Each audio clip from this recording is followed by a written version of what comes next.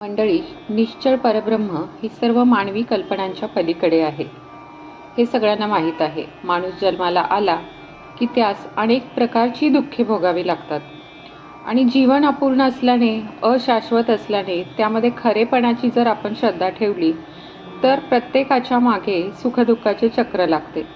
आपल्या अंतर्यामी वास करणाऱ्या अंतरात्म्याला सगळ्या सुखदुःखांचा भोग घ्यावा लागतो. मी देहच आहे या दृढ भावनेमुळे किंवा प्रारब्धाने येणारे सुखदुःखाचे भोग अंतरात्म्यास नाईलाजाने का होईना पण भोगावेच लागतात. जिवंतपणी हा चंचल प्रपंच माणसाला त्रास देतोच, पण अंतकाळी सुद्धा तो प्राण्याला दीन करतो. म्हणून मी देह नसून मी अंतरात्मा आहे अशी प्रचिती घेण्याचा अभ्यास करावा, असे या समासामध्ये श्री समर्थ रामदास स्वामींनी सांगितलेले आहे. श्रीराम. शुकासारिखे पूर्ण वैराग्य ज्याचे, वसिष्ठा परिज्ञान योगेश्वराचे, कवी वाल्मिका सारखा मान्य ऐसा, नमस्कार माझा सद्गुरु रामदासा. जय जय रघुवीर समर्थ.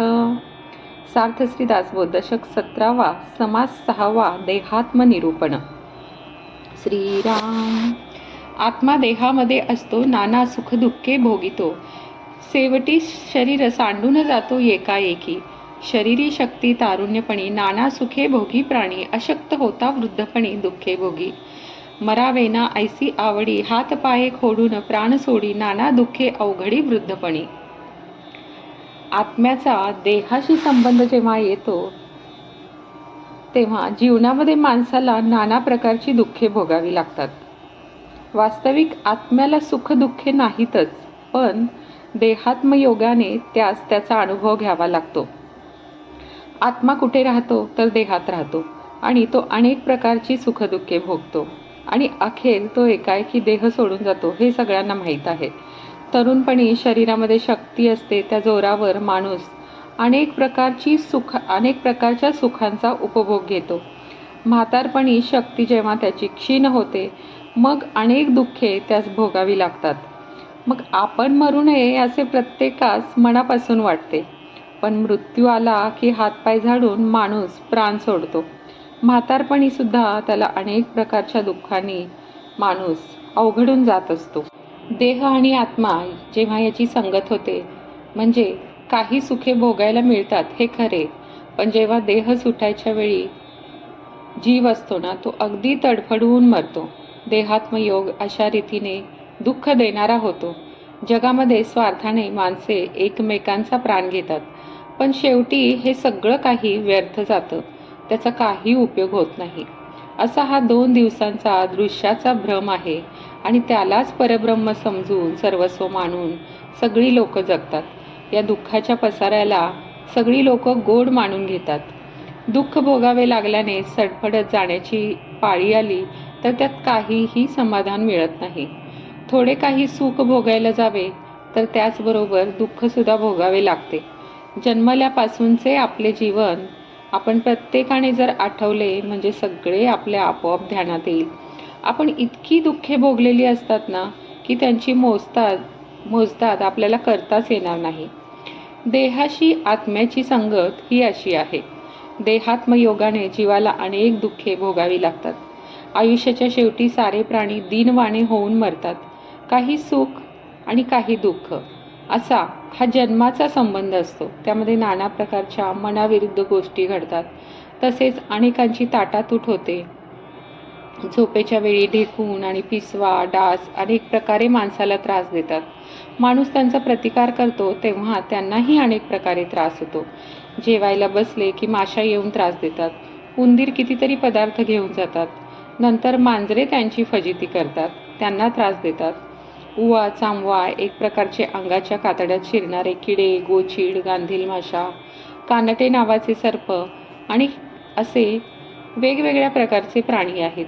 या प्राण्यात एकमेकांविषयी वैर असते, त्यामुळे सर्वांना दुःख भोगावे लागते. विंचू, साप, वाघ, अस्वल, सुसरी, लांडगे आणि माणसाला माणसे या सर्व प्राण्यांमध्ये परस्परांबद्दल प्रेम, सुख आणि संतोष कुठेच आढळत नाही. जगामध्ये एवढे 84 लक्ष प्राणी आहेत, पण ते एकमेकांना खातात. जगामध्ये पीडांचे आणि दुःखांचे इतके प्रकार आहेत की त्या सगळ्यांचे वर्णन करणे अशक्य आहे. अंतरात्मा एकदा देहामध्ये राहायला आला की त्याला सारी दुःखे भोगावी लागतात, शिव्याशाप घ्यावे लागतात. परब्रह्म या सर्व खटाटोपाच्या अतीत असते. त्या अंतरात्म्याची करणी जी आहे ना, ती अगदी विलक्षण आहे. या पृथ्वीवर अनेक प्रकारचे जीव गर्दी करून राहत आहेत. ते सगळेजण परस्परांचा संहार करतात. जीवनामध्ये माणूस दुःखाने सारखा रडतो, सरफडतो, दुःखाने विवळून प्राण देतो. अशा या दुःखमय जीवात्म्याला मूर्ख लोक परब्रह्म मानतात. परब्रह्म शाश्वत असल्याने ते कधीही जात नाही. ते कोणास दुःख देणार नाही. त्याच्या ठिकाणी निंदा आणि स्तुती दोन्हीही स्पर्श करू शकत नाही. एखाद्याने खूप शिव्या दिला तर त्या साऱ्या अंतरात्म्यास लागतात. विचार करून पाहिले तर हा अगदी आपल्याला असाच अनुभव येतो. धगडीचा, बटकीचा, लवंडीचा, गधडीचा, कुत्रीचा, चांडाळीचा अशा कितीतरी शिव्या आहेत, पण त्या सर्व काही आपल्याला सांगता येणार नाहीत. पण यापैकी काही सुद्धा परब्रह्मास स्पर्श करू शकत नाही. परब्रह्माच्या ठिकाणी मानवी कल्पना चालूच शकत नाही. असंबद्ध ज्ञान कोणालाही मान्य होणार नाही. सुख, दुःख, निंदा, स्तुती, शिव्या, स्तवन इत्यादी गोष्टी दृश्याच्या किंवा चंचळाच्या क्षेत्रातील आहेत. त्याचा संबंध परब्रह्माशी लावणे हे असंबद्ध ज्ञान आहे. ते कोणासही पटणार नाही. जगामध्ये माणूस म्हणून सर्व माणसे समान असतात, यात काहीच शंका नाही. तरी प्रत्येकाची नियती म्हणून असते. कोणत्या माणसाच्या हातून कोणते कार्य किती व्हायचे हे नियती आखून देते. ज्ञानी माणसे नियती ओळखून वागतात. सगळे प्राणी या पृथ्वीवरच जगतात, पण ते सगळे काही वैभव भोगीत नाहीत. सगळ्यांना वैभव भोगायला मिळत नाही. याचा अर्थ असा की भगवंताने प्रत्येकाचे स्थान ठरवून त्यास निर्माण केले आहे. बाजार भरला म्हणजे पुष्कळ लोक बाजारात येतात. त्यापैकी बहुतेक माणसे अशी असतात की जो काही माल विकायला आला असेल तो ते विकत घेतात, परंतु त्यांच्यापैकी जे भाग्यवान असतात तेच तेवढे उत्तम वस्तू घेऊन जातात. त्याचप्रमाणे या संसाराच्या बाजारामध्ये बहुजन समाज प्रपंचाच्या मागे धावतो, पण थोडी पुण्यवान माणसे भगवंताच्या नादी लागून त्याची प्राप्ती करून घेतात.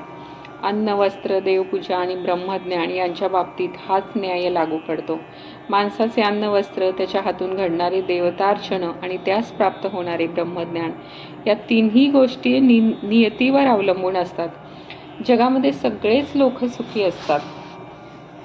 आपला संसार जसा असेल तसा तो गोड करून घेतात, परंतु महाराजे जे वैभव भोगतात ते काही करण त्याच्या वाट्यास येत नाही.